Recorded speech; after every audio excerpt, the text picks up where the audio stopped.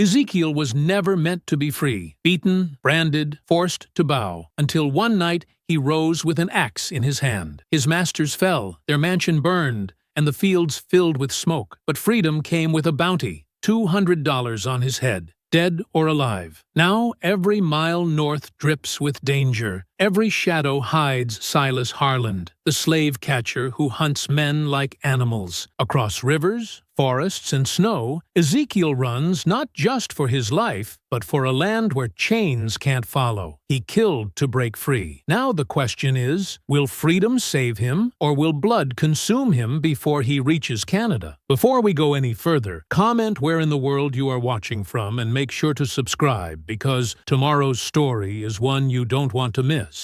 The cotton stretched endlessly under the Kentucky sun, white bowls dotting the fields like tiny clouds fallen to earth.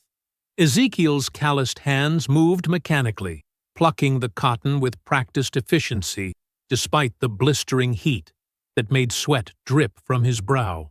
His shoulders ached from hours bent over the rows, but he kept his pace steady, knowing that slowing meant punishment. A sharp cry pierced the humid air. Ezekiel's head snapped up to see young Caleb, no more than 12, stumbling with an overturned water bucket at his feet. The precious water soaked into the parched ground as Mr. Griggs, the overseer, stormed toward the boy with his whip already raised. "Clumsy little fool!" Griggs bellowed, his face red with fury. "That water was for the whole field." Caleb trembled, backing away with his hands raised. "I'm sorry, Mr. Griggs. My foot caught on a root. I didn't mean—" The whip cracked through the air, catching Caleb across his thin shoulders. The boy screamed, dropping to his knees as Griggs raised his arm for another strike. Something in Ezekiel snapped. Before he could think, his legs were moving. He threw himself between Griggs and the boy, catching the next lash across his own back. The pain was familiar, sharp, burning, but bearable. "Move aside, Ezekiel," Griggs growled, spittle flying from his lips. "This ain't your business." Ezekiel stood his ground, feeling Caleb shaking behind him. "He's just a boy, Mr. Griggs. He'll fetch more water. No need for the whip." Griggs's face twisted with rage. "You questioning my authority, boy?" The next few moments became a blur of pain. The whip found Ezekiel's back again and again, each strike reopening old scars and carving new ones. He gritted his teeth, refusing to cry out as Griggs's arm rose and fell.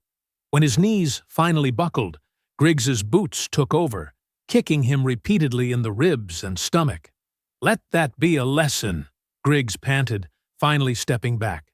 "Next time, you'll mind your place." Ezekiel lay in the dirt, tasting blood and cotton dust. Through swollen eyes, he watched Caleb being dragged away by another overseer, the boy's terrified eyes fixed on him until they disappeared between the rows. The sun had begun to set when fellow slaves helped Ezekiel to the quarters. Martha, an older woman who remembered his mother, cleaned his wounds with strips of cloth soaked in vinegar. The sting made him hiss, but he remained silent as she worked. "Your mama would have done the same thing," Martha whispered, her gentle hands applying a poultice of herbs to his back. "She always said you had her heart, too big for your own good." Ezekiel closed his eyes, remembering his mother's face. She'd died 5 years ago, worked to death in these same fields. Her last words to him had been about freedom, about a place north of the stars where men couldn't own other men. He'd been too young then to understand the full meaning of her words. As night deepened, whispered conversations filled the cramped quarters.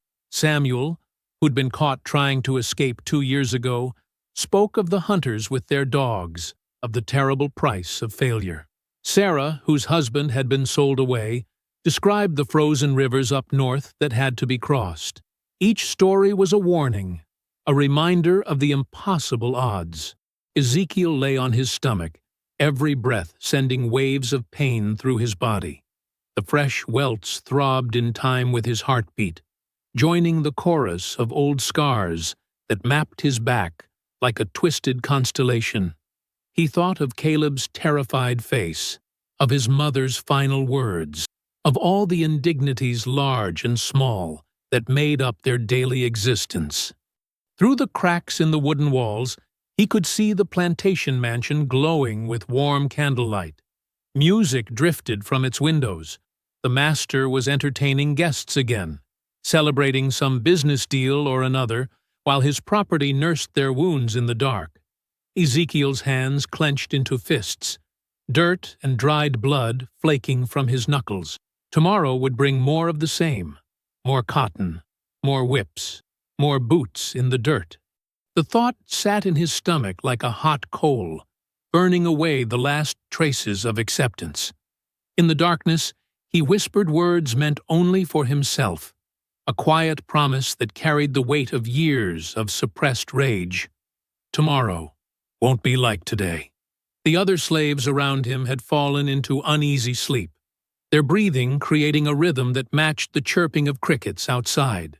Through the gaps in the ceiling, stars wheeled overhead, the same stars his mother had spoken of, the ones that pointed north to freedom. Ezekiel watched them until his eyes grew heavy, each throb of pain from his wounds a reminder of the choice that lay before him. The mansion's lights continued to burn bright, casting long shadows across the yard. Inside, the master and his guests laughed and drank, their voices carrying faintly across the night air. They were unaware of the change taking root in the darkness, of the calculation beginning to form in the mind of the man they'd beaten, but failed to break. Ezekiel shifted on his pallet, feeling every welt and bruise protest the movement. The pain kept him anchored to the present, to the reality of his situation. He'd spent 30 years in these fields, watched others die or break or disappear. He'd buried his mother in unmarked ground, watched children torn from their parents, endured countless beatings. Each indignity had been stored away, building like pressure in a sealed vessel. The night grew deeper, but sleep eluded him. Every time he closed his eyes, he saw Caleb's face, saw his mother's grave, saw the endless rows of cotton stretching toward a horizon he'd never been allowed to reach. The mansion's lights finally dimmed, but the fire in Ezekiel's chest only grew stronger. The next evening cast long shadows across the plantation grounds as darkness settled over Kentucky. Inside the Whitlock mansion, crystal glasses clinked, and raucous laughter echoed through polished halls. Master Horace Whitlock and Overseer Griggs sat in the formal dining room, celebrating over expensive whiskey.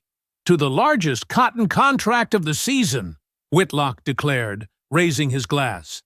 The crystal caught the candlelight, throwing amber reflections across the mahogany table. "And to the slaves that'll break their backs to fill it," Griggs added with a cruel chuckle, his face already flushed from drink. The fresh welts on his whip hand stood out against his pale skin, evidence of yesterday's brutality. Outside in the growing darkness, Ezekiel moved like a shadow through the servants' entrance. His back still burned from yesterday's beating, but adrenaline dulled the pain. The worn wooden handle of a field axe felt familiar in his grip, though never before had he carried it with such purpose. The narrow servants' corridor was empty, lit only by occasional oil lamps that cast shifting shadows on the walls. Ezekiel knew these back passages well. He'd spent countless hours carrying firewood and supplies through them, always keeping his eyes down, always trying to be invisible. Not tonight. He heard Griggs's distinctive laugh echoing from the dining room, the same laugh that had accompanied so many whippings. Ezekiel's hands tightened on the axe handle as he crept forward, his calloused feet silent on the wooden floors. The overseer emerged into the hallway, still chuckling, probably heading for the outhouse after too much whiskey. He didn't notice Ezekiel until it was too late. The axe swung in a deadly arc, decades of cotton field strength behind it. There was a wet thud as steel met flesh. Griggs didn't even have time to cry out before he crumpled to the floor. Blood spread across the expensive carpet, the same deep red as the stripes Griggs had painted across so many backs. Ezekiel stepped over the body, moving toward the dining room with deadly purpose. His heart hammered in his chest, but his hands were steady. Master Whitlock sat with his back to the door, pouring himself another drink. The crystal decanter caught the candlelight as he lifted it. "Griggs, that you making all that noise?" he called out, not bothering to turn around. Ezekiel stepped into the room. "No, Master Whitlock, it's me." Whitlock spun around, his face contorting with rage at seeing a slave in his dining room. "How dare you?" His words died in his throat as he saw the bloody axe, saw the cold determination in Ezekiel's eyes. The master lunged for the bell rope that would summon help, but 30 years of field work had made Ezekiel quick despite his size. The axe caught Whitlock in the shoulder, spinning him away from the rope. He crashed into the table, sending glasses shattering across the floor.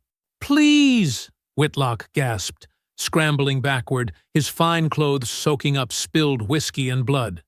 "I'll give you anything. Money, papers, freedom." Ezekiel advanced slowly, the axe dripping red onto the imported carpet. "You can't give what was never yours to take." Whitlock tried to fight back, grabbing a dinner knife from the table. But he was soft from years of luxury, his movements slowed by alcohol and fear. The struggle was brief and brutal. When it ended, Master Whitlock lay still among the broken crystal and spilled whiskey. Ezekiel stood over him, breathing heavily. The axe felt heavier now, weighted with fresh blood. He knew he should run, but first he had to erase his tracks. His eyes fell on the heavy velvet drapes framing the windows. Perfect tinder. Working quickly, he grabbed a candelabra from the table and held it to the fabric. The expensive velvet caught quickly, flames racing up toward the ceiling. He did the same to the drapes on the other side of the room, then moved to the study across the hall, setting fire to papers and curtains there as well. Smoke began to fill the air as Ezekiel made his way to Whitlock's desk. He yanked open drawers until he found what he wanted: the master's brass compass, an expensive piece he'd often seen Whitlock consult when surveying new land to clear. Ezekiel pocketed it, knowing he'd need it for what came next. The fire spread faster than he'd expected, hungry flames devouring decades of wealth and privilege. Heat pressed against his back as he ran through the servants' corridor, past Griggs's body, and out into the night air. Behind him, orange light began to dance in the mansion's windows. The first screams started as he reached the edge of the woods, probably the house servants discovering the bodies and flames. More voices joined in, shouting for water, for help, for God. Ezekiel didn't stop to watch. He plunged into the darkness between the trees, the stolen compass heavy in his pocket. The crackle of the growing fire followed him into the forest, along with the panicked shouts of awakening slaves and overseers. Dogs began to bark in the distance. Soon they would be on his trail. But for now, Ezekiel ran. Each step carried him further from the only life he'd known, from the cotton fields that had scarred his hands, from the whips that had marked his back. The woods grew thicker around him, branches catching at his clothes. Behind him, the fire's glow lit up the night sky, turning the clouds orange. The screams grew fainter as distance and dense forest muffled them. Still, Ezekiel ran, his feet finding purchase on roots and fallen leaves, his breathing harsh in the darkness. He had no illusions about what he'd done or what it meant. There would be no going back, no mercy if he was caught. But for the first time in his life, his next step was his own choice. The compass bumped against his leg with each stride, pointing the way north, toward the stars his mother had spoken of, toward whatever freedom or death awaited him. Dawn crept over the Kentucky hills, painting the sky in pale shades of pink and gray. Ezekiel's legs burned with each step as he trudged along the muddy back roads, his clothes still dark with dried blood. The morning dew soaked through his worn shoes, but he couldn't stop. Every shadow, Every distant sound made him flinch. The stolen compass weighed heavy in his pocket. He pulled it out with trembling hands, checking his bearing again. North. Always. North. His mother's words echoed in his mind. Freedom lies north of the stars.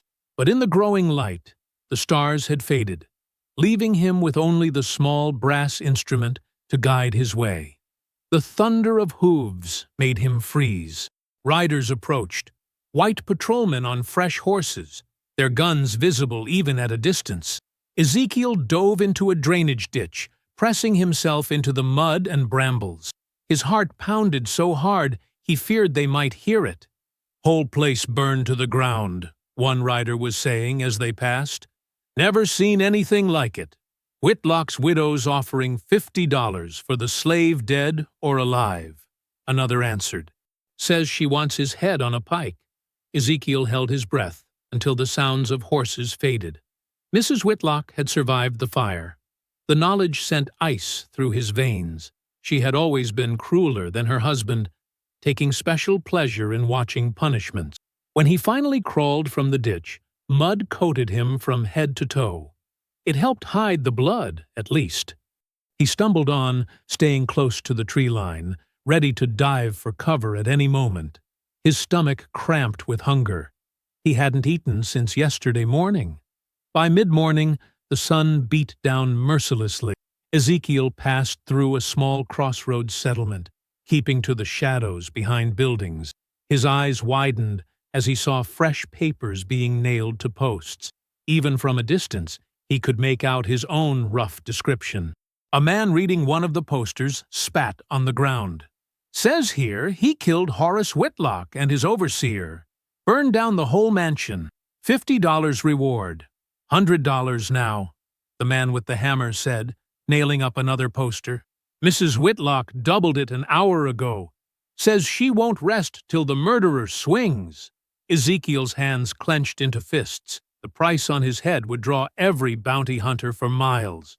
He needed food and supplies, but now every store and trading post would be watching for him. A small roadside stand caught his eye. Fresh bread and dried meat laid out, while the owner dozed in the shade. Ezekiel's mouth watered. He crept closer, timing his movements with the old man's snores. Quick as a shadow, he snatched a loaf of bread and melted back into the trees. The bread was still warm, the crust crackling as he tore into it. He forced himself to eat slowly, to make it last. Who knew when he'd find food again? He'd just finished the last crumbs when a shout made him jump. A farmer stood in a nearby field, pointing right at him. "Hey, you there! Stop!" Ezekiel ran. He crashed through underbrush, thorns tearing at his clothes. Behind him, the farmer's yells grew louder, joined by other voices. The baying of dogs started up, not close yet, but coming. His legs felt like lead, but terror drove him on. He splashed through a shallow creek, hoping the water would throw off the dogs. The voices grew more distant, but he didn't slow down. He ran until his lungs burned and spots danced before his eyes. Late afternoon found him huddled in a dense thicket, shaking with exhaustion. More riders had passed on the road. Patrollers, bounty hunters, armed farmers. Everyone was looking for him now. The stories seemed to grow with each telling. He'd killed a dozen men, burned down half the county, stolen a fortune in silver. As darkness approached, Ezekiel spotted an isolated barn. He watched it for an hour, making sure no one came or went. When night fell, he crept inside. The hayloft was warm and dry, the sweet smell of fresh hay almost comforting. His stomach growled, the bread long since gone, but at least he was hidden. He burrowed deep into the hay, creating a small hollow where he could rest without being seen from below. Every muscle in his body ached. The cuts on his back from Griggs's last whipping had reopened during his flight, making the hay stick to dried blood. Voices outside made him go still. Riders had stopped near the barn, their horses' bridles jingling in the night air. "Devil's got to be around here somewhere," a man said. No slave could have gotten far on foot. When we catch him, hanging's too good, another voice answered. After what he did to Whitlock and Griggs? Need to make an example. Mrs. Whitlock says she'll pay extra if we bring him in alive. Wants to watch him burn like her house did. We'll hunt that devil slave until he hangs. Ain't no place he can hide where we won't find him. Their words filled the darkness like poison. Ezekiel lay perfectly still in his hay nest, barely breathing. This wasn't the quiet escape he'd imagined in his dreams of freedom. This was war. A war between him and every white man in Kentucky. They would hunt him like an animal. And if they caught him, they would make him wish he'd died in that burning mansion. Sleep pulled at him despite his fear, his body too exhausted to stay alert. The last thing he heard before drifting into uneasy dreams was the riders moving off, their threats fading into the night. But he knew they'd be back. They would always be back, until he reached free soil, or they put him in the ground. 2 days had passed since the hayloft. Ezekiel's throat burned with thirst as he crouched behind a rain barrel at the edge of a small river town. His stolen water skin had split yesterday, leaving him desperate enough to risk coming this close to civilization. The morning fog provided some cover, but his heart still raced at being so exposed. The town was just waking up. Shopkeepers sweeping porches, women hanging laundry, a few early customers heading to the general store. Ezekiel's eyes fixed on the water pump in the town square. So close, yet surrounded by open ground. Fresh bounty posters covered nearly every post and wall. Even from his hiding spot, Ezekiel could see the crude drawing of his face, darker and more monstrous than reality. The words above made his stomach clench. Dangerous killer. Reward $200. The artist had given him a devil's snarl, turning his features into something barely human.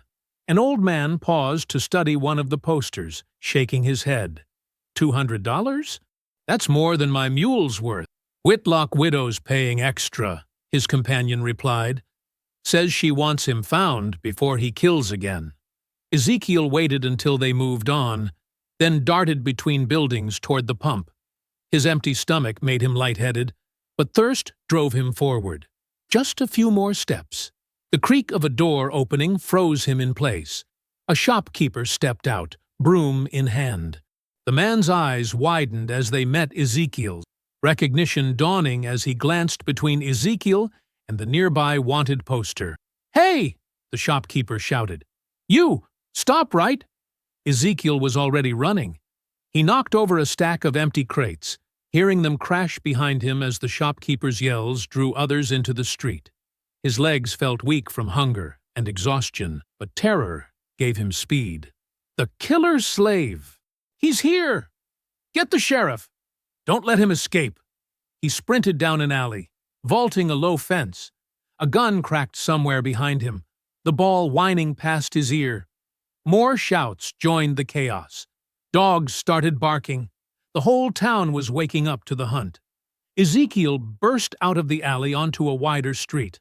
A wagon blocked his path. He dove under it just as another shot rang out.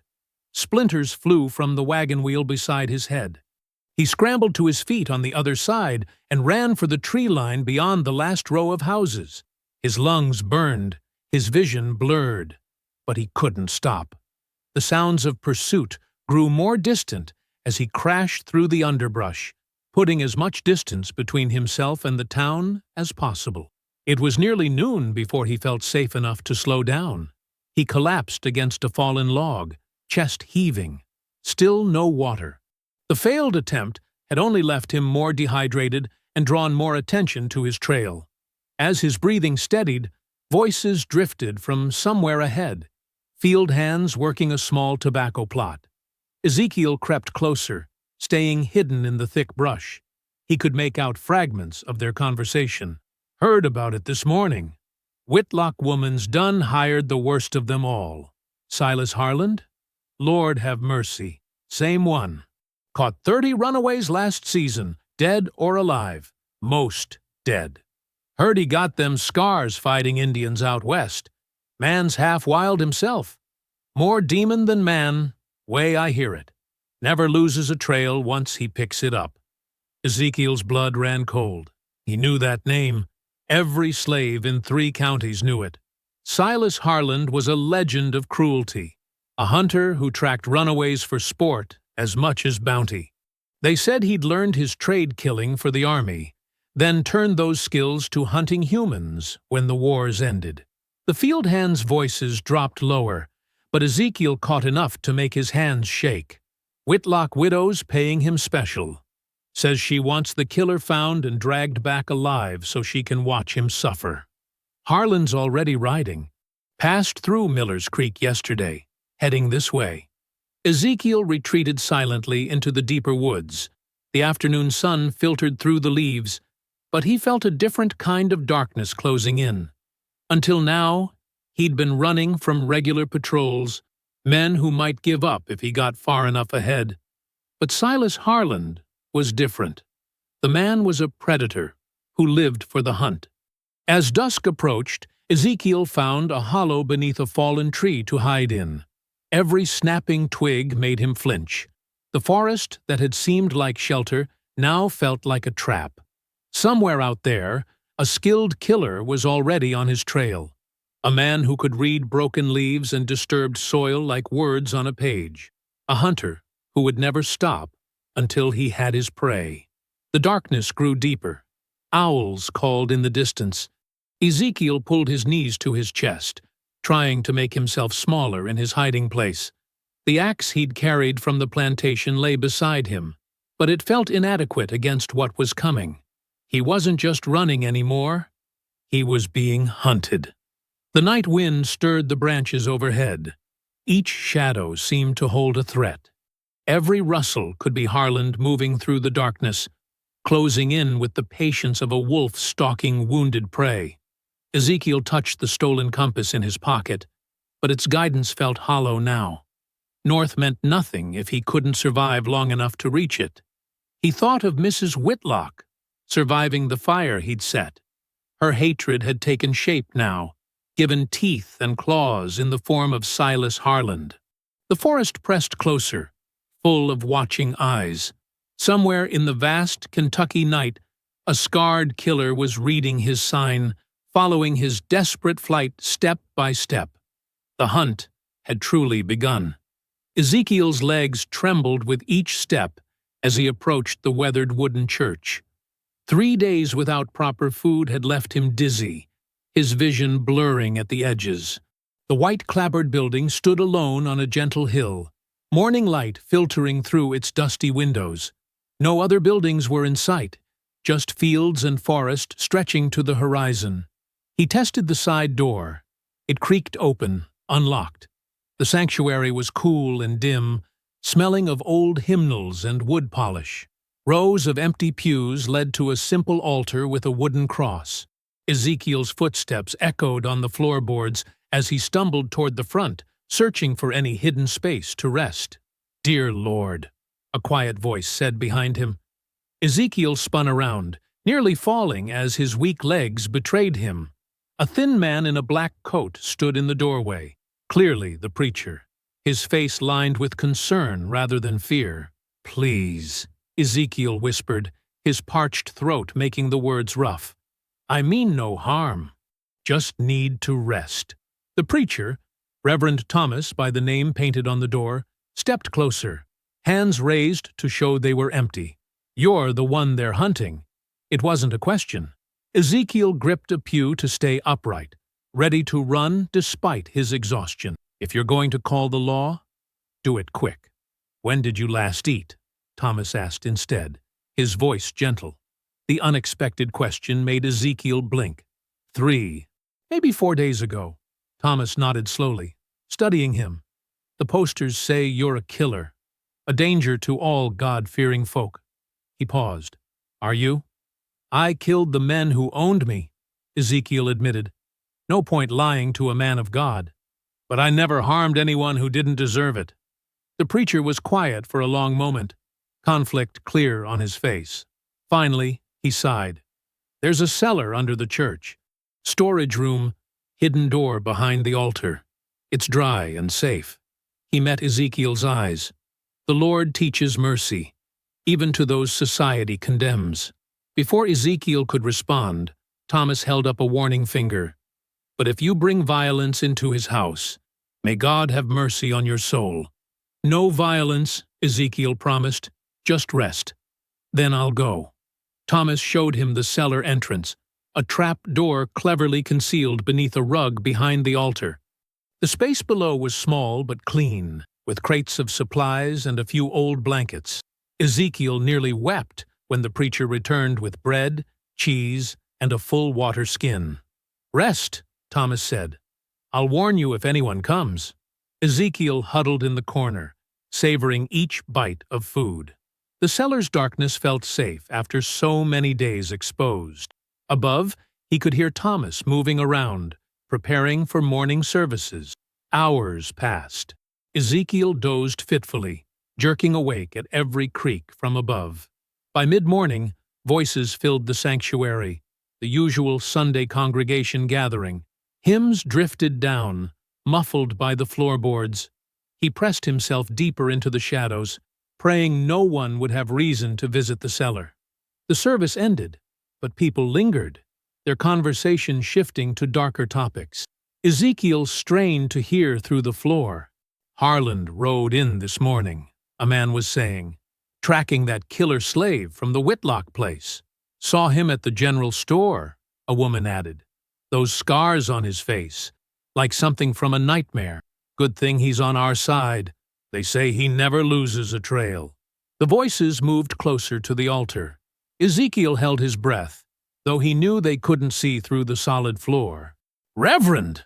a new voice called, deeper, with an edge like a knife over stone. "Mind if we have a word?" Ezekiel's heart stopped. He knew without seeing that this must be Silas Harland himself. "Of course," Thomas replied, his tone perfectly steady. "How can I help you, sir?"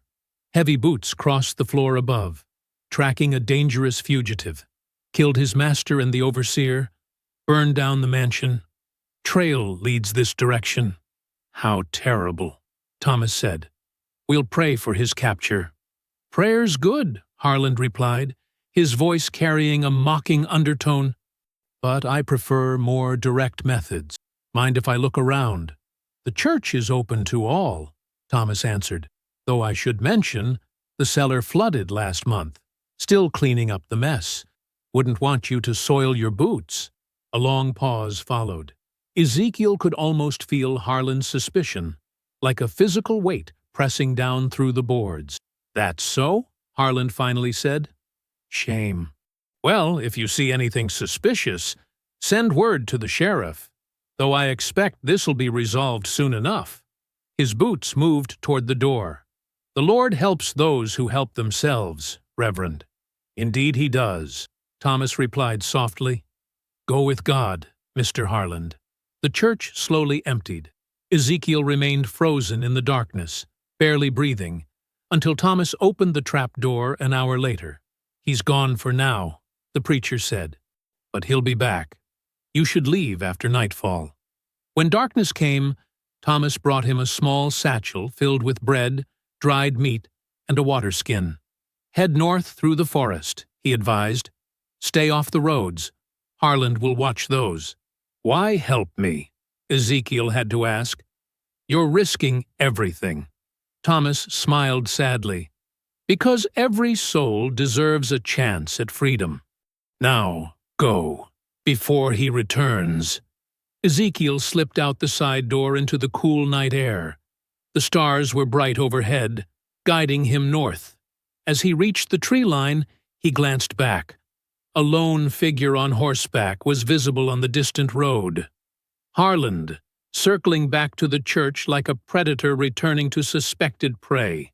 Ezekiel melted into the darkness of the forest, the preacher's mercy giving him renewed strength for the journey ahead. The late afternoon sun cast long shadows across empty fields as Ezekiel stumbled between the rows of corn. His legs shook with each step, the food from Reverend Thomas long gone. Ahead, Several modest farmhouses and barns dotted the landscape, a settlement of free black farmers he'd heard whispered about during his journey. He barely made it to the nearest barn before his strength gave out. Collapsing against the weathered wood, Ezekiel slid down into the cool grass. The world spun around him as his eyes drifted shut. "Oh, my Lord!" A woman's voice cut through his haze. "Papa, come quick." Ezekiel forced his eyes open. A young woman in a simple cotton dress knelt beside him, her dark eyes wide with concern. She pressed a cool hand to his forehead. "He's burning up," she called over her shoulder. Heavy footsteps approached. "Miriam, get back from him," a deep voice ordered. "That could be the killer they're hunting." "He's half dead, Papa," Miriam protested. "We can't leave him here." Through blurred vision, Ezekiel saw several figures gathering, all black farmers, their faces tight with worry. They spoke in hushed, urgent tones. "If the slave catchers find him here, they'll burn us out," one man warned. "Everything we've built, the Lord commands us to help those in need," another argued. "The Lord won't protect us from their ropes and torches." Ezekiel tried to push himself up. "I'll go," he croaked. "Don't risk yourselves." Miriam's hand pressed firmly on his shoulder, keeping him down. "You'll die if you try walking now." She looked up at the gathered farmers. "One night. We can give him one night to regain his strength." The debate continued as the sun sank lower. Finally, Miriam's father, a tall man with graying hair, stepped forward. "One night," he declared, "in the root cellar where no one will see him, but he leaves at first light, no matter what." Strong hands lifted Ezekiel, half carrying him to a hidden entrance behind the barn. The root cellar was cool and dark, lined with shelves of preserved vegetables and dried herbs. They laid him on a bed of clean straw, and Miriam brought water and a bowl of hearty stew. "Small sips," she instructed, helping him drink. "Too much at once will make you sick." As strength slowly returned, Ezekiel learned he was on the farm of Jacob and Ruth Miller. Their daughter Miriam helped tend to the sick in their small community. Other free black families worked neighboring plots, all living in tentative freedom, always aware it could be stripped away by any white person's accusation. "Tell me about Canada," Miriam said softly as she changed the damp cloth on his forehead.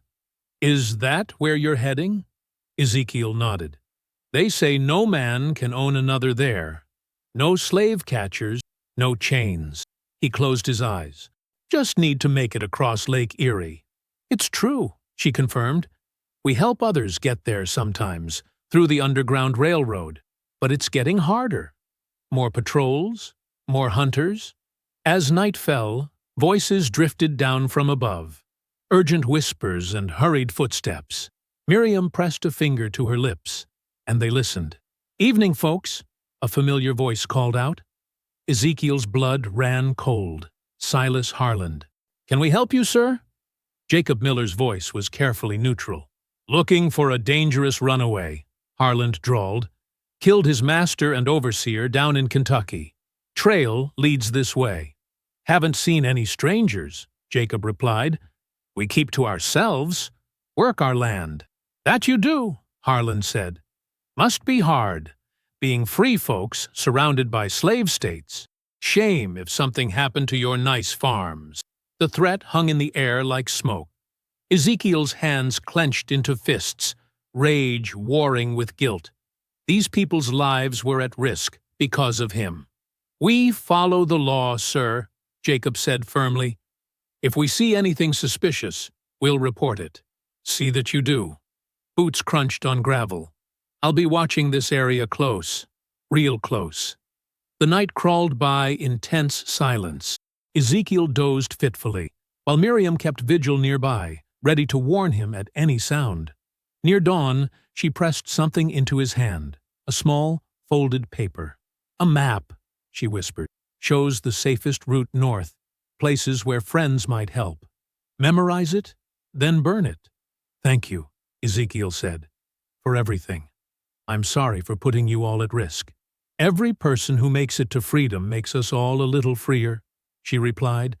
Now go, before the sun rises.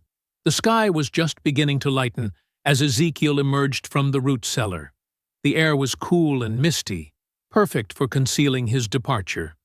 Jacob Miller stood watch, while Miriam pressed a small bundle of food into his hands.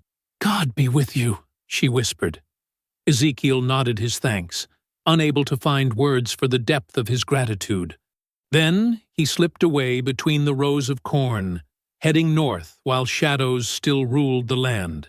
Behind him, the farming settlement slowly came to life, its inhabitants carrying the weight of their own precarious freedom and the secret of his passage. By the time full sunlight touched the fields, Ezekiel was gone, the precious map tucked safely against his heart. The Ohio River stretched wide and dark before Ezekiel, its waters promising freedom on the far shore. He crouched in the riverside brush, watching the moon's reflection ripple across the surface. 5 days had passed since leaving the Miller farm, 5 days of moving only at night, eating what little he could, forage or steal. His clothes hung loose on his frame now, torn from pushing through thorny undergrowth. The stolen compass pointed steadily north, but exhaustion made his hands shake as he held it. Still, hope burned in his chest. Across those waters lay Ohio, where no man could legally claim him as property. For hours, he observed the ferry landing from his hiding spot.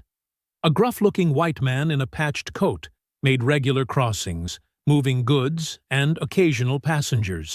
As the night deepened, traffic slowed to nothing. This was his chance. Ezekiel gathered his meager belongings, the compass, Miriam's carefully memorized map, and a few strips of dried meat.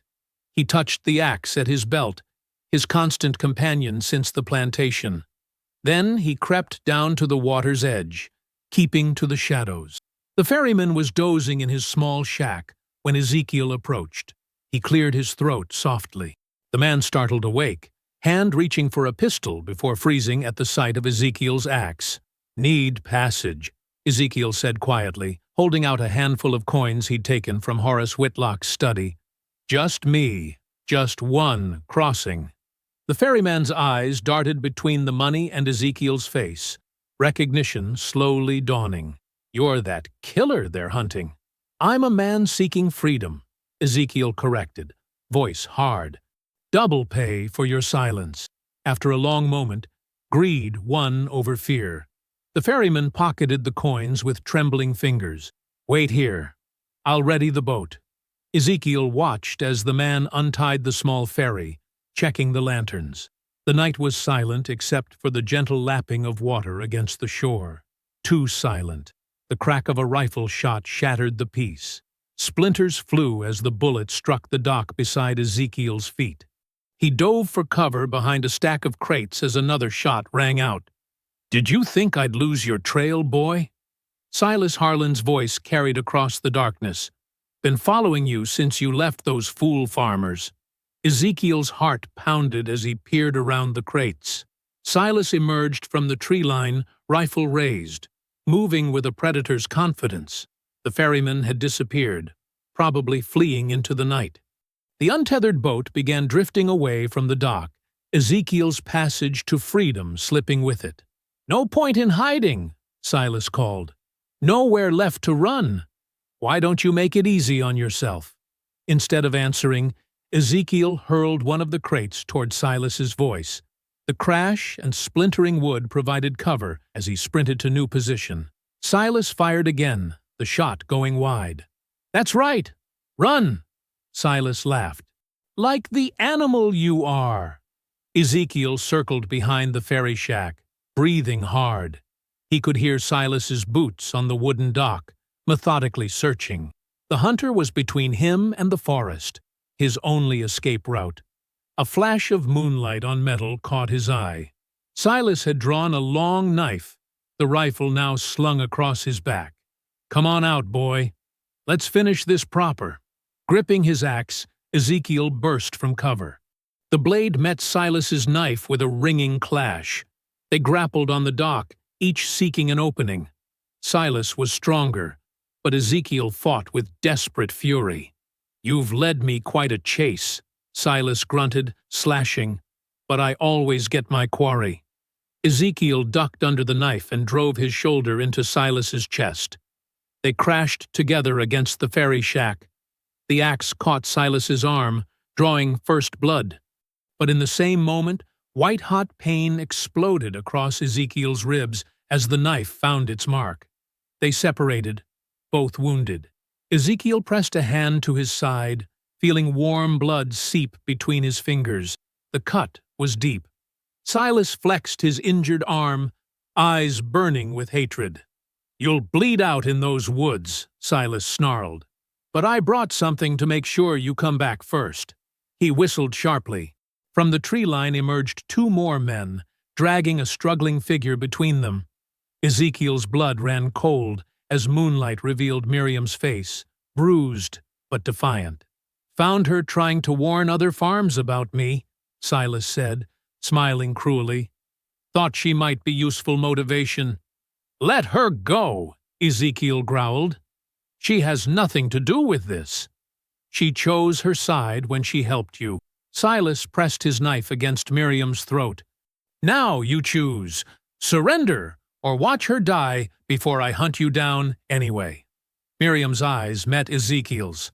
"Run!" she shouted. "Don't let them—" One of the men clamped a hand over her mouth. Pain throbbed through Ezekiel's side, his vision blurring at the edges. The precious ferry was now far downstream, freedom floating away with it. Behind him lay only dark forest, offering uncertain shelter. With a roar of rage and anguish, he hurled the axe at Silas. The hunter dodged, but the distraction allowed Ezekiel to dive past them, rolling under a wild knife slash. He staggered into the tree line as shots rang out behind him. "Run, all you want!" Silas's voice followed him into the darkness. "Your girl's coming with me. Let's see how long you last out there alone." Ezekiel crashed through the underbrush, one hand pressed to his bleeding side. Branches whipped his face as he ran blindly, putting distance between himself and the river. Miriam's captured face burned in his mind, joining the constellation of guilt and rage that drove him forward. The moon vanished behind clouds, plunging the forest into absolute darkness. Still Ezekiel ran, his blood leaving a trail in the night, until even the river's sound faded to silence. The cave mouth gaped like a wound in the hillside, barely visible through the tangle of vegetation. Ezekiel crawled inside on trembling arms, each movement sending fresh agony through his lacerated ribs. Blood had soaked through his shirt, leaving a dark trail on the limestone floor. Inside, the air hung thick with mineral dampness. Patches of soft moss grew where rainwater seeped through cracks, and Ezekiel pressed handfuls against his wound, letting out a hiss of pain. The green plant matter clung to his skin, slowly absorbing the blood that wouldn't stop flowing. He slumped against the rough wall, shivering despite the cold seeping from the stone. His thoughts scattered like startled birds. The compass lay broken in his pocket, smashed during the fight at the ferry. Without it, North felt like a dream, as distant as the stars his mother once promised would guide him to freedom.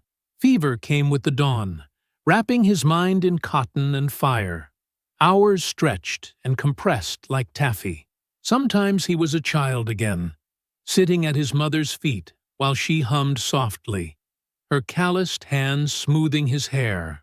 "Follow the drinking gourd," she whispered, though her voice sounded strange and far away. "Freedom lives north of the stars, child." "Mama," he croaked, reaching for her through the haze. But his fingers found only cold stone. The cave darkened and brightened as days passed without measure. Ezekiel drifted between worlds, past and present, bleeding together like watercolors. He saw Caleb's terrified face as the overseer's whip descended, felt again the rage that had driven him to intervene.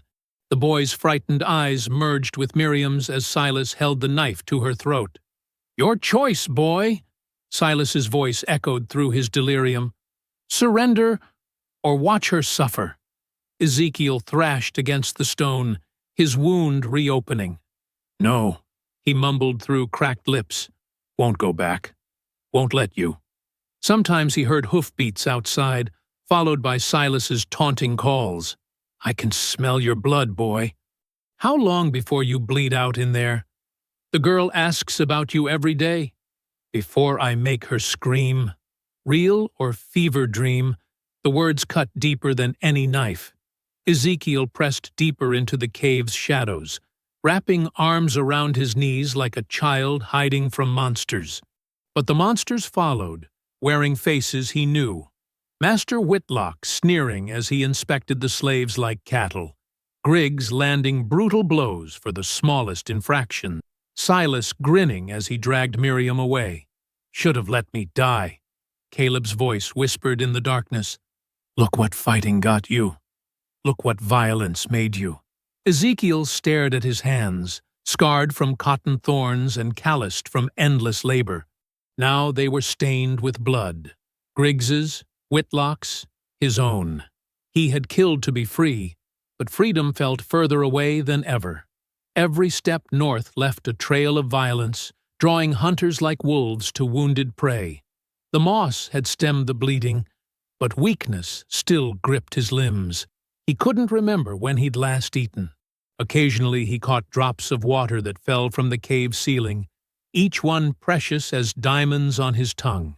"Give up," a voice that might have been his own whispered. "Surrender, before you drag more innocence down with you." But his mother's voice answered, strong and clear through the fever. "Your life is yours, child. No man can own what God made free." Hours or days later, clarity slowly returned like dawn after a long night. Ezekiel's side still throbbed, but the wound had begun to close. He forced himself to eat handfuls of cave mushrooms, gagging on their earthen taste, but feeling strength gradually return. Outside, real hoofbeats approached. "Getting desperate in there, aren't you?" Silas called. "Miriam's getting desperate too. Maybe I'll start taking fingers. See how that motivates you." Ezekiel's hands clenched into fists. The fog of fever had burned away, leaving steel in its wake. He was tired of running, tired of letting others suffer for his freedom. If violence had marked his path north, perhaps it was time to embrace it. Not in blind rage, like at the plantation, but with cold purpose. His eyes fell on a fallen branch near the cave's entrance. The wood was dense and straight, its end splintered to a rough point. For hours, he carefully sharpened it against the limestone, scraping until the tip could pierce flesh. His wounded side protested each movement, but he worked through the pain, focusing on the weapon taking shape under his hands. "I'm coming for her," he whispered, testing the spear's point with his thumb. "Not in chains, not in surrender." The branch felt solid in his grip, balanced like the tools he'd once wielded in the fields. But this was no tool for picking cotton or hoeing rows. This was a weapon, born of desperation and honed by a man who had nothing left to lose but his freedom. Through the cave mouth, stars began to appear, the same stars his mother had trusted to guide him north. Ezekiel touched his healing wound, feeling the rough scab under his fingers. He would not die in this cave. He would not let Silas drag him back to chains, and he would not abandon Miriam to suffer for helping him. "Coming for you, hunter," he breathed, running his hand along the spear's length. "Coming to finish what we started." Moonlight painted the forest in shades of silver and shadow. Ezekiel crouched behind a fallen oak, his breath misting in the bitter cold. 20 paces ahead, Silas's campfire flickered between the trees, casting dancing light on the snow-dusted ground. Miriam lay tied to a thick pine trunk near the flames. Her wrists were raw from the ropes, but she held herself straight, refusing to show fear. Silas crouched by the fire, the metallic scrape of whetstone against blade cutting through the night silence. By the fire, Silas had propped Ezekiel's old axe like a trophy, its edge newly cleaned, a reminder of the night at the mansion. "Your friend's taking his time," Silas called to Miriam, testing his knife's edge with his thumb. Maybe the cave fever finally took him, or the wolves found him first. Miriam said nothing, but her eyes scanned the darkness beyond the firelight. Ezekiel pressed closer to the frozen earth, willing himself invisible. The spear felt solid in his grip, its point honed sharp as hatred. He had spent hours studying the terrain, marking each ice-slick slope and brittle branch. Now he moved like a shadow through the trees, setting his traps. A tripwire of vine stretched between two trunks. A loose stack of stones balanced precariously above a natural path. Each step was placed with painful care. One snapped twig would betray him. Silas stood, stretching like a cat. "Think I'll check the perimeter again." "Don't go anywhere." He chuckled at his own joke, patting the knife at his belt. As the slave-catcher moved away from the fire, Ezekiel's heart thundered in his chest. The first trap waited just ahead. Silas's boot caught the hidden vine, and he stumbled forward with a curse. Before he could recover, Ezekiel yanked the rope he'd threaded through the branches above. A rain of frozen wood crashed down. Silas rolled aside at the last moment, drawing his knife. "Finally decided to dance, boy?" His voice carried a predator's hunger. "Been waiting for this." Ezekiel answered with the spear, lunging from the shadows. The sharpened point sliced air as Silas twisted away, leaving a shallow cut across his arm. They circled each other in the dim light, breath steaming. "Learned some tricks, haven't you?" Silas feinted with the knife. "But you're still just property playing at being a man." "Not property." Ezekiel's voice was hoarse from disuse. "Not yours to hunt." They clashed again, spear shaft meeting knife blade with a crack. Silas was bigger, his strength honed by years of violence. But Ezekiel had desperation on his side, and the memory of every lash and chain fueling his strikes. The fight carried them through the trees, away from the camp. Snow crunched under their boots as they traded blows.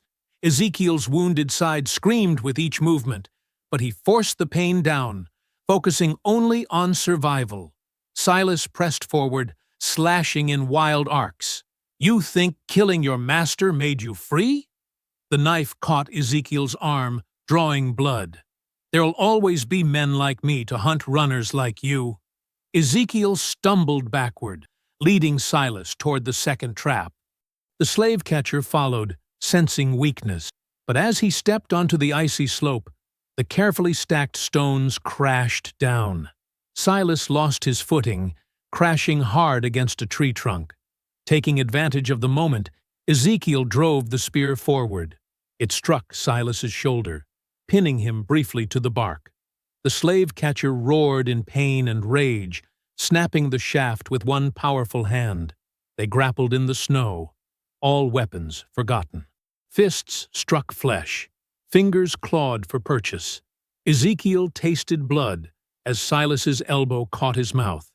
But he remembered the cotton fields, remembered every moment of powerlessness, and fought with the fury of years of stored pain. Rolling through the underbrush, they crashed back into the campfire's circle of light. Miriam's eyes widened as she saw them, master and slave, hunter and hunted, locked in a desperate struggle. Silas drove his knee into Ezekiel's wounded side, sending fresh agony through his body. Dark spots danced at the edges of his vision. The slave-catcher's hands found his throat, squeezing. "Die like the animal you are," Silas snarled, his face inches away. But Ezekiel had not come this far to die in chains. With the last of his strength, he bucked upward, throwing Silas off balance. They rolled again, closer to the fire. Heat scorched Ezekiel's back as they teetered on the edge of the flames. Using Silas's own momentum, Ezekiel heaved with everything he had left. The slave-catcher toppled backward into the fire, his clothes catching instantly. Screams split the night as Silas thrashed in the burning embers, the hunter becoming prey to his own campfire. Ezekiel crawled away from the heat, every movement torture. His vision swam as he reached Miriam's side. Blood ran freely from a dozen wounds, staining the snow crimson. "Ezekiel?" Miriam whispered, tears freezing on her cheeks. She had worked one hand free of the ropes and reached for him as he collapsed beside her. His head came to rest in her lap as darkness crept in at the edges of his sight. Behind them, Silas's screams faded to whimpers. Then silence. The fire crackled, consuming the last traces of the hunter who had driven them so far. Miriam yanked the ropes free, then pressed the axe into Ezekiel's hands. "Take it," she said, her voice steady despite the smoke. "Let it mean something different now." "Rest now!" Miriam's voice seemed to come from far away as she cradled his head. "Dawn will take us to the lake." Ezekiel's eyes fluttered, heavy as stone. The stars wheeled overhead. The same stars his mother had promised would lead him north. Through the haze of exhaustion and pain, he heard Miriam humming softly, her fingers gentle in his hair. Dawn crept across Lake Erie in pale shades of gray and pink. Bitter winds whipped off the frozen expanse, cutting through Ezekiel's tattered clothes like knives. He leaned heavily on Miriam as they emerged from the tree line onto the shoreline, his wounds from the fight with Silas still bleeding sluggishly. "There it is," Miriam whispered, pointing across the vast white plain of ice. "Canada. Freedom." Ezekiel squinted through swollen eyes. The far shore was barely visible through the morning mist, a dark smudge on the horizon. His legs trembled with exhaustion, and every breath sent daggers of pain through his ribs. "We have to move," Miriam said, scanning the shoreline. "Other hunters will come looking when Silas doesn't return." As if summoned by her words, distant voices echoed from the woods behind them. Dogs barked, the sound sending ice through Ezekiel's veins. They were being hunted again. "No choice now," he growled, straightening despite the pain. They stumbled onto the lake's frozen surface together, arms linked for support. The ice was treacherous. What looked solid could be paper-thin, and what seemed smooth often concealed ridges that caught their feet. They moved slowly, testing each step, their breath forming clouds in the freezing air. "Like walking on glass," Miriam murmured, steadying Ezekiel when he slipped. The wound in his side had reopened, leaving drops of red on the white ice behind them. The barking grew closer. Ezekiel glanced back to see dark figures emerging onto the shore they'd left. The slave catchers had found Silas's body and their tracks. "Have to move faster," he gasped. They picked up their pace, but the ice grew more unpredictable. Cracks spiderwebbed beneath their feet with every step, and the wind grew stronger, threatening to knock them down. An hour into their crossing, disaster struck. Ezekiel's foot broke through a thin patch, plunging into the black water below. He lurched forward, crying out as more ice gave way. The cold hit him like a physical blow, stealing his breath. "Hold on!" Miriam's grip on his arm was iron as she threw herself backward, anchoring herself on more solid ice. For a terrifying moment, Ezekiel felt the current trying to pull him under, the weight of his wet clothes dragging him down. But Miriam wouldn't let go. She pulled with all her strength, inch by inch, until Ezekiel could drag himself onto firmer ice. He lay there, shaking violently, his clothes already stiffening with frost. "Can't stop," Miriam said, helping him to his feet. "The cold will kill you if we don't keep moving." Ezekiel nodded, his teeth chattering too hard to speak. They pressed on, but now his movements were jerky and uncoordinated. The wet clothes froze to his skin, and his fingers turned an alarming shade of blue. Behind them, shots rang out. Their pursuers had seen them and were firing across the ice. The bullets cracked into the frozen surface around them, sending up sprays of frost. "They won't follow us onto the ice," Miriam said. "Too dangerous. We just have to keep going." The crossing became a nightmare of cold and pain. Ezekiel's world narrowed to putting one foot in front of the other. Sometimes they crawled on hands and knees where the ice was too slick to walk. Sometimes they had to backtrack to avoid large cracks or thin patches. The sun climbed higher, but brought no warmth. Ezekiel's wounds throbbed in time with his heartbeat, and his wet clothes had become a prison of ice. Only Miriam's constant presence kept him moving, her voice urging him on when his strength flagged. "Look," she said, after what felt like years. "The shore's getting closer."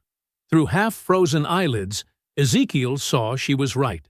The Canadian coastline had grown from a smudge to distinct trees and rocks. But the last stretch of ice seemed the most treacherous yet. With pressure ridges and open patches of dark water, they picked their way forward with agonizing slowness. The wind grew stronger, howling across the lake and driving needles of snow into their faces. Twice more they had to backtrack when the ice proved too thin. The sun was setting by the time they reached the final 100 yards. Ezekiel could barely walk now, his legs wooden with cold and exhaustion. Miriam half-carried him, though she was stumbling herself. A loud crack split the air. The ice beneath them shifted, groaning. They threw themselves forward as a fissure opened where they'd been standing. Water bubbled up through the crack, spreading across the surface. "Almost there," Miriam gasped. "Just a little further." The last few yards were a blur of desperate scrambling. The ice continued to crack behind them as they clawed their way onto solid ground. Ezekiel collapsed into the snow, every breath burning in his frozen lungs. Through the gathering darkness, he looked back across the lake. The American shore was lost in shadow, but he could still see the dark figures of the slave catchers, tiny with distance, standing frustrated at the edge of their jurisdiction. "We made it," he whispered, his voice barely audible. The words held a weight he'd dreamed of since childhood, the weight of chains falling away, of a life no longer owned. Beside him, Miriam sank to her knees, tears freezing on her cheeks. The wind pulled at their clothes, and the last light painted the snow in shades of purple and gold. Night was falling on their first moments of true freedom. Ezekiel awakened to warmth and the smell of wood smoke. His body ached, but he lay on a real bed with thick quilts pulled up to his chin. Sunlight streamed through a small window, casting patterns on a rough wooden wall. For a moment, he thought he was dreaming. "He's awake," a woman's voice called softly. An elderly black woman with silver-streaked hair appeared at his bedside, pressing a cool hand to his forehead. "Fever's broken. Thank the Lord." Memory flooded back. The ice, the crossing, collapsing in the snow. "Miriam?" he croaked, his throat raw. "I'm here," came her familiar voice. She appeared beside the old woman, looking tired but alive. Her hands were wrapped in bandages where frostbite had touched her fingers. "You're in Buxton," the old woman explained. "A settlement of freedmen. Some hunters found you both half-frozen by the lake and brought you here. I'm Matilda, the healer." Ezekiel tried to sit up, but his muscles screamed in protest. Matilda gently pushed him back down. "Easy now. You've been sleeping for 2 days. Those wounds need time to heal." The room was simple but clean, with a pot-bellied stove in the corner radiating blessed heat. Through the window, he could see other small cabins and people moving about their daily work. All of them were black, and all of them moved without the wary hesitation he was used to seeing. "Is this—" He struggled to form the words. "Are we really—" "You're in Canada," Matilda confirmed. "British soil. No slave catchers can legally touch you here." Tears welled in Ezekiel's eyes before he could stop them. Free. Truly free. The word felt foreign in his mind, too big to fully grasp. Over the next few days, as strength returned to his limbs, Ezekiel learned more about Buxton. It was one of several settlements established by freed slaves and abolitionists, a place where black families could own land and build lives without fear. Children attended school, men and women worked their own fields, and the church bell rang on Sundays without needing permission. But danger hadn't entirely passed. One morning, Miriam brought disturbing news as she helped change his bandages. "A man came through yesterday," she said in a low voice, "looking for recent arrivals. Said he was a freedman himself, but Matilda recognized him. A bounty hunter from Ohio who crosses the border sometimes, hunting runaways for reward money." Ezekiel's hands clenched. "Did he see you?" "No, but we need to be careful.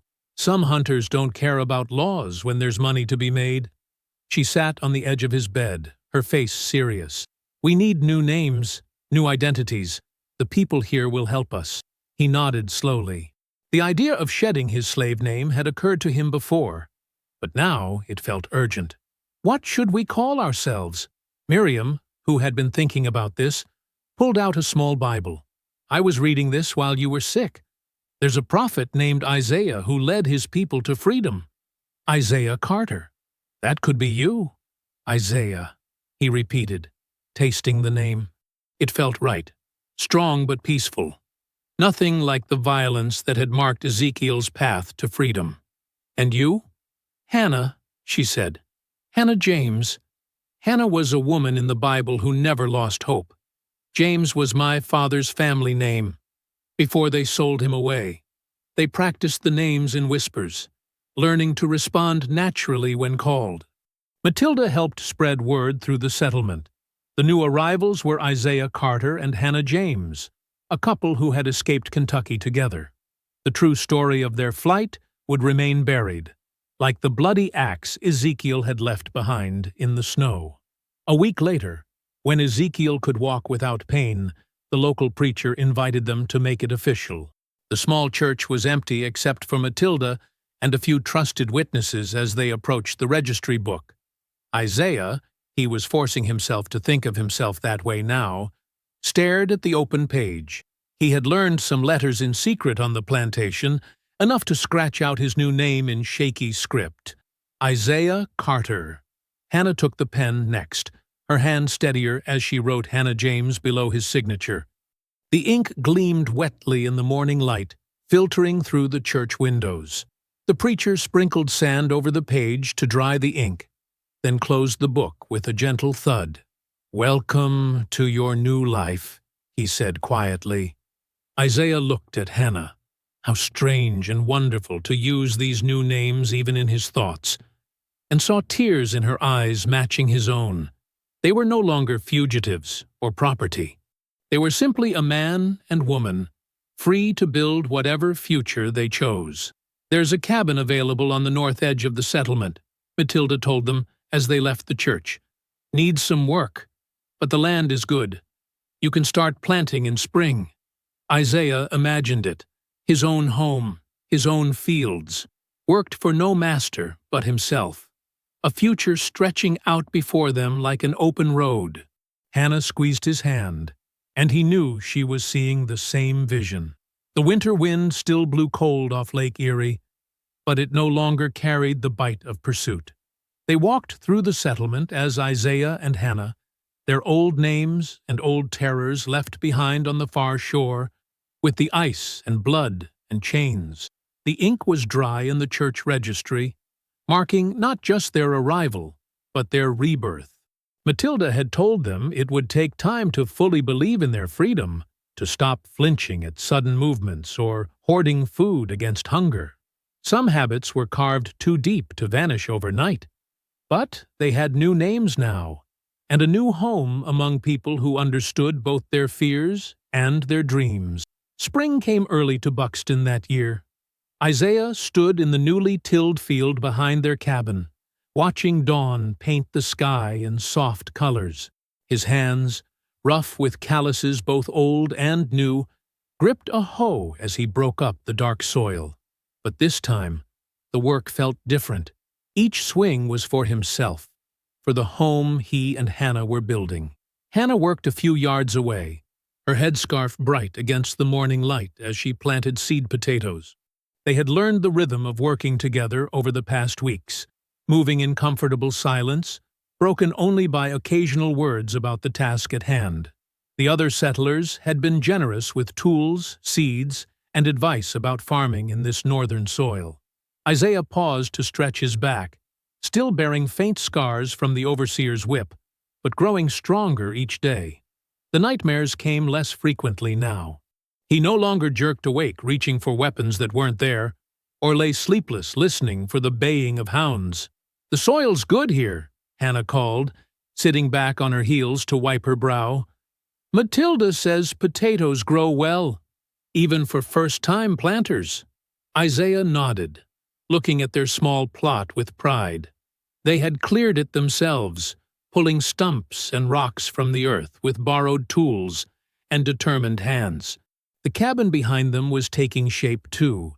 A new roof, patched walls, even a small stone hearth where Hannah cooked their meals. But there was one more task before he could truly call this place home. The weight of it had pressed on his mind since they crossed the border. "I need to do something," he told Hannah as they broke for water. "Something to mark the end of before." She studied his face, understanding immediately. "The axe?" He nodded. They had wrapped it in oilcloth and hidden it in the cabin's root cellar when they first arrived. The blade still carried dark stains that no amount of cleaning would remove. "There's a maple tree on the rise," Hannah said softly, "where you can see the lake. Would that be right?" "Yes." Isaiah squeezed her hand. "Will you come with me?" They waited until dusk, when their neighbors had returned to their own cabins for the evening meal. Isaiah retrieved the wrapped axe from its hiding place, its familiar weight both comfort and burden. Hannah carried a shovel. The maple tree stood alone on a gentle hill, its branches reaching toward the darkening sky. Below, Lake Erie stretched vast and silver in the fading light. Somewhere beyond that water lay Kentucky, but it felt like another world entirely. Isaiah chose a spot beneath the spreading branches. The spring earth was soft as he dug, each shovelful carrying away a piece of his old life. Hannah stood nearby, humming softly. A song his mother used to sing, he realized with a start. When the hole was deep enough, Isaiah unwrapped the axe. Its blade caught the last rays of sunset, and for a moment he was back in that burning mansion, rage and terror mixing with the taste of smoke. His hands trembled. "This weapon freed me," he said quietly, "but it also chained me to violence, to fear, to running." He turned the axe over, studying the worn handle where his desperate grip had smoothed the wood. "I killed with this. I survived because of it. But I can't build a new life while carrying death in my hands." Hannah touched his shoulder. "The past made us who we are," she said. "But it doesn't have to define who we become." Isaiah nodded slowly. He knelt and placed the axe in the hole, laying it to rest like a fallen warrior.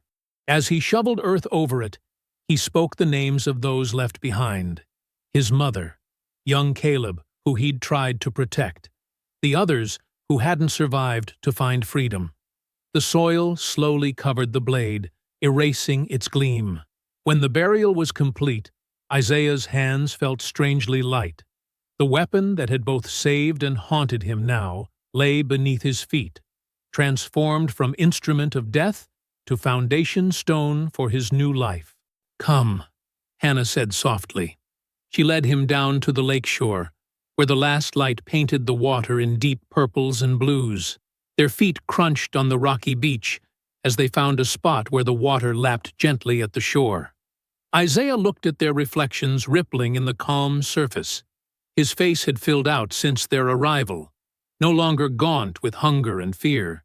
Hannah's eyes held a peace he'd never seen in Kentucky. Their joined hands cast merged shadows on the water, his scarred fingers intertwined with her slender ones, both equally free. "Isaiah and Hannah," he whispered, still marveling at how naturally the new names came now. "Not property, not fugitives, just us." "Us," Hannah agreed. She squeezed his hand. "Building something new." The lake breeze carried the scent of spring growth and possibility. Behind them, Their newly planted field waited for summer's warmth. The buried axe would rust away beneath the maple tree, its violence transformed into nutrients for growing roots. Isaiah looked at his scarred hands, remembering all they had done: picked cotton, wielded weapons, clawed through ice toward freedom.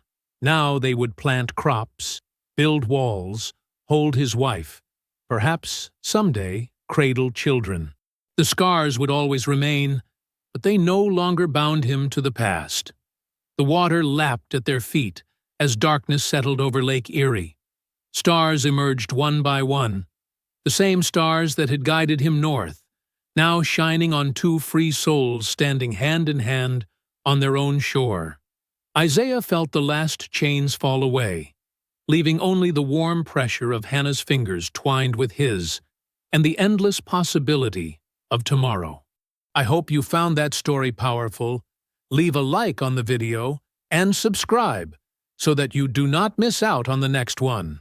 I have hand-picked 2 stories for you that are even more powerful. Have a great day.